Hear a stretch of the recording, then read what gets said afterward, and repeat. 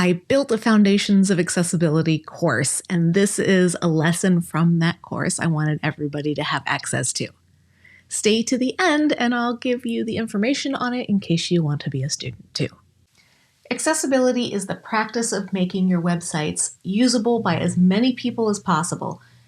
Traditionally, we think of accessibility as being about people with disabilities, but the practice of making sites accessible also benefits other groups, such as those using mobile devices or those with slow internet connections. There are a few laws in the United States regarding various kinds of accessibility: Title IX, ADA, 508 compliance, WCAG standards, not a law, just a set of guidelines. And you might have heard of one or all of these, but how are they different? What do you actually need to know to be able to best serve the needs of your users, whether they're using apps, watching a presentation, navigating a website, or playing a video game? The biggest thing to remember about accessible design is that every digital experience you create has to be equally amazing for every person who interacts with it. That doesn't mean they have to be the same way of experiencing it. It's our job as designers, writers, developers, and presentation architects to give our users multiple ways to experience what we create. That means anticipating the needs of people with sight, cognitive, hearing, interaction, and technology-related impairments. We'll go into depth about what falls under each of those categories in another lesson. When it comes to digital accessibility, what you need to pay attention to are the WCAG standards. WCAG currently stands for Web Content Accessibility Guidelines.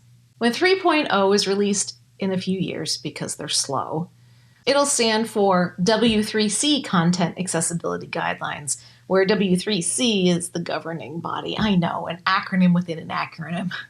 Not elegant, but hey, they won't have to change the abbreviated name of the standards that everybody uses today. And that's the reason they're changing the name, is to indicate that these guidelines aren't just for the web.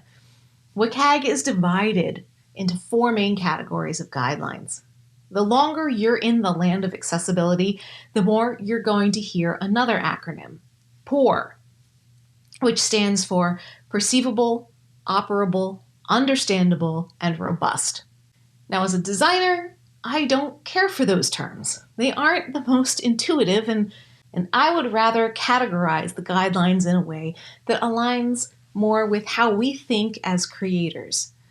For now, all you need to know is that we're creating for the blind, deaf, colorblind, neurodivergent people, and more. Right, if you want to go check out the WCAG guidelines, I'll link it down below as a reference. Heads up, it makes for a boring read, but there are some interesting things in there.